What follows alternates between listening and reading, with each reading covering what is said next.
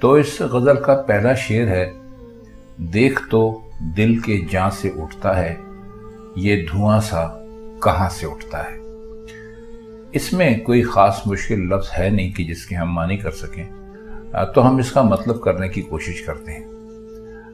اصل میں شاعر میر تقی میر اپنے آپ سے ہی مخاطب ہیں، اور وہ یہ کہہ رہے ہیں کہ اپنے کو مخاطب کر کے کہہ رہے ہیں کہ تیرے آس پاس جو غم ہیں، جو پریشانیاں ہیں، جو دکھ ہیں، وہ کہیں اور سے نہیں آئے، بلکہ یہ تیری ذات سے ہی پیدا ہوئے ہیں۔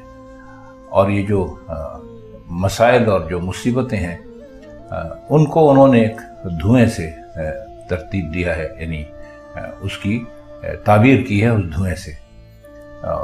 تو یہ کہتے ہیں کہ یہ جو دھواں سا ہے، تو پریشانیوں اور غم کی بات کی ہے۔ ہم آپ سے پہلے بھی کئی مرتبہ عرض کر چکے ہیں کہ جب شعراء اس قسم کی باتیں کرتے ہیں تو اس سے مراد ان کی اپنی ذات نہیں ہوتی، وہ دنیا کے اوپر رکھ کے بھی ایسی باتیں کرتے ہیں۔ تو وہ چونکہ شاعروں کا اکثر یہ ہے کہ دل جل گیا اور جان جل گئی، تو انہوں نے اسی مثال کو دینے کی کوشش کی اور یہ کہا کہ یہ جو دھواں ہے تو کہیں آگ بھی ہوگی، تو یہ ذرا یہ دیکھ کہ اس میں تیری کوئی غلطی تو نہیں ہے۔ دوسرا شعر ہے کہ گور کس دل جلے کی ہے یہ فلک، شعلہ ایک صبح یہاں سے اٹھتا ہے۔ گور کہتے ہیں قبر کو، اور فلک کا مطلب ہوتا ہے آسمان۔ یہاں سے مراد ہے ان کی یہاں، یہ پرانی اردو ہے، اس میں اس قسم کے الفاظ آپ کو بہت زیادہ ملتے ہیں اساتذہ کی شاعری میں خاص طور پہ۔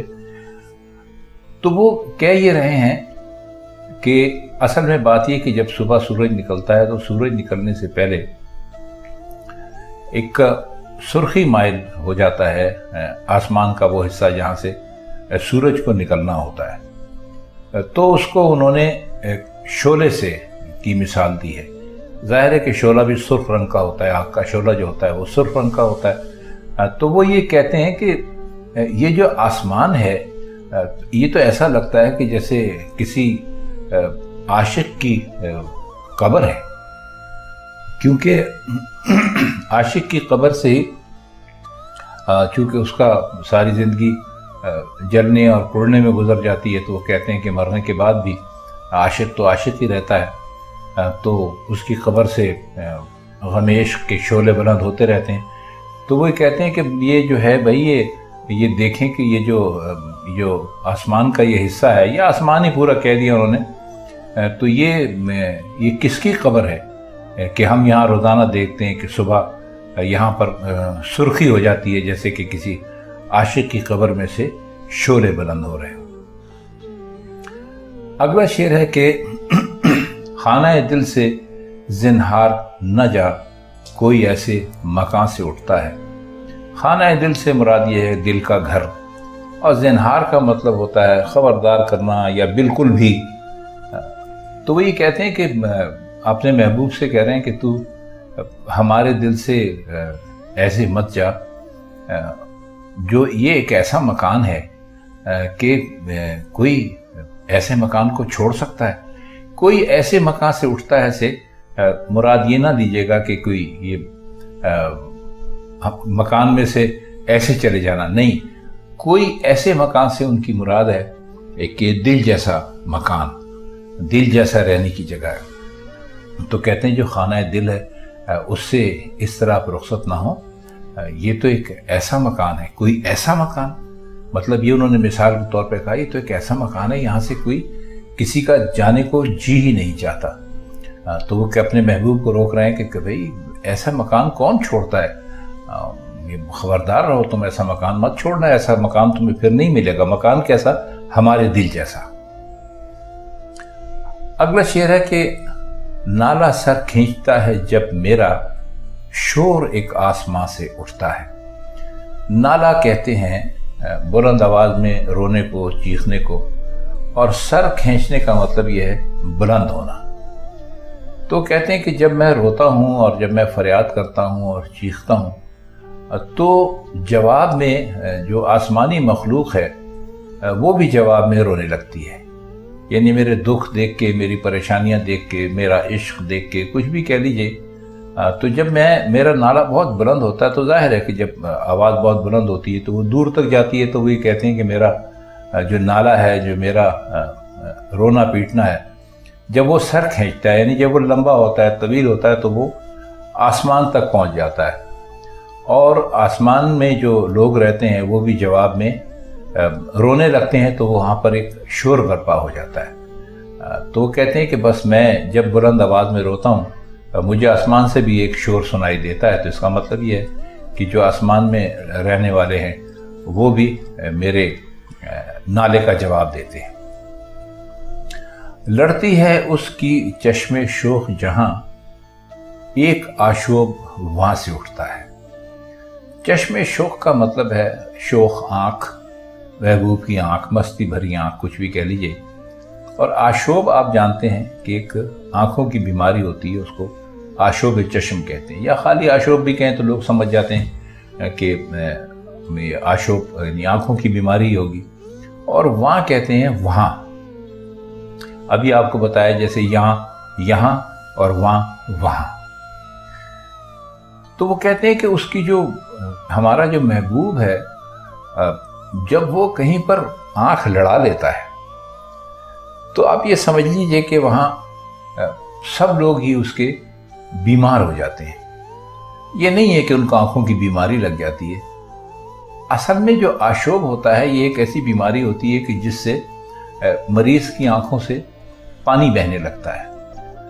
تو وہ یہ کہتے ہیں کہ ہمارا جو محبوب ہے جب وہ کسی سے اپنی شوخ آنکھ لڑا لیتا ہے، یعنی کسی کو محبت بھری نظر سے دیکھ لیتا ہے، یا تو جو اس کے عاشق ہوتے ہیں وہ چونکہ اس کو پا نہیں سکتے، تو وہ ایک طرح سے اس کی آنکھوں کی بیماری میں یوں مبتلا ہو جاتے ہیں کہ وہ رونے لگتے ہیں، آنسو بہانے لگتے ہیں۔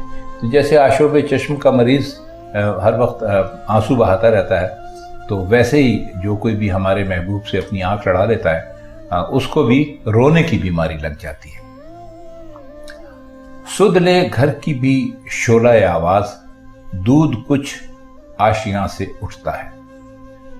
سدھ لے کا مطلب ہے کہ خبر لے، اور شعلہ آواز کا مطلب ہے آواز کے شعلے، یعنی آواز سے مراد ہے، آواز سے ہی مراد ہے۔ اور دودھ کہتے ہیں دھوئیں کو، یہ دودھ ہے، وہ جو پینے والی چیز ہوتی ہے وہ دودھ ہوتا ہے، یہ دودھ ہے، اس میں ہے نہیں ہے۔ اور آشیاں کہتے ہیں گھر کو۔ تو وہ یہ کہتے ہیں کہ تیرے گھر میں سے یعنی تیرے رونے پیٹنے اور چیخنے کی آوازوں سے گھر میں آگ لگ گئی ہے اور کچھ دھواں اٹھ رہا ہے گھر کے اندر سے، تو اپنے گھر کا ذرا خیال کر، اتنا نہ رو پیٹ کہ تیرا گھر ہی برباد ہو جائے۔ اگلا شعر ہے کہ بیٹھنے دے ہے پھر اس کو، بیٹھنے کون دے ہے پھر اس کو جو تیرے آستاں سے اٹھتا ہے۔ آستاں کہتے ہیں گھر کو، ٹھکانے کو، محفل کو، مجلس کو، کچھ بھی کہہ لیجئے۔ تو وہ یہ کہتے ہیں کہ اصل میں یہ شعر جو ہے یہ اس کیفیت کو ظاہر کرتا ہے کہ جب انسان ایک مرتبہ اس کی جان نکل جاتی ہے، سانس ختم ہو جاتی ہے، روح چلی جاتی ہے، تو اس کو مخاطب کر کے وہ کہہ رہے ہیں کہ وہ اللہ سے کہہ رہے ہیں کہ جو ایک مرتبہ دنیا سے چلا گیا، وہ چلا گیا، یہ تیرا آستانہ ہے دنیا، یہاں ہم لوگ آتے ہیں ایک مقررہ وقت کے مطابق، اپنی زندگی گزارتے ہیں، پھر چلے جاتے ہیں۔ تو یہ مثال پھر ایسی ہی ہے جیسے کسی کی محفل میں کوئی بیٹھا ہوا ہو اور پھر وہ اٹھ کے چلا جائے، تو اور اس کو محفل میں دوبارہ آنے کی اجازت نہ ہو۔ یوں اٹھے آہ اس گلی سے ہم، جیسے کوئی جہاں سے اٹھتا ہے۔ اب یہ پچھلے شعر کا تسلسل سمجھ لیجئے ایک طرح سے۔ آہ کا مطلب آپ جانتے ہیں سب، آہ بھرنا، افسوس اور دکھ اور تکلیف کا اظہار کرنا۔ تو وہ یہ کہتے ہیں کہ ان کی جو گلی ہے محبوب کی، اس گلی سے یوں سمجھیے کہ جب ہم اٹھے تو پھر آخری بار اٹھے، اب ہمارا وہاں جانے کا کوئی ارادہ نہیں ہے، یا ہمیں وہاں دوبارہ آنے کی اجازت ہی نہیں ہوگی، تو ہم ایسے اٹھیں جیسے کوئی جہاں سے اٹھتا ہے۔ یعنی ظاہر ہے کہ جہاں سے اٹھتا ہے کا مطلب ہے کہ جب دنیا سے کوئی چلا جاتا ہے تو اس کے واپس آنے کی کوئی امید نہیں ہوتی۔ تو کہتے ہیں کہ ہمارے ساتھ بالکل یہی صورتحال ہے کہ ان کی گلی سے ہم ایسے اٹھے ہیں جیسے کوئی جہاں سے اٹھتا ہے، یعنی نہ ہمارا اس گلی میں واپس آنے کا کوئی خیال یا ارادہ ہے یا ہمیں اجازت ہے، تو ہماری تو صورتحال ایسی ہے جیسے کوئی مر جائے، مطلب یہ کہ اب ان کی گلی سے ہم اٹھ کر آ گئے تو دوبارہ وہاں جانے کا کوئی سوال ہی نہیں ہے۔ آخری شعر ہے کہ عشق ایک میر بھاری پتھر ہے، کب یہ تجھ ناتواں سے اٹھتا ہے۔ بھاری پتھر آپ جانتے ہیں کیا ہوتا ہے، ناتواں کا مطلب ہوتا ہے کمزور، ضعیف، کم طاقت والا، جس میں زیادہ زور نہ ہو۔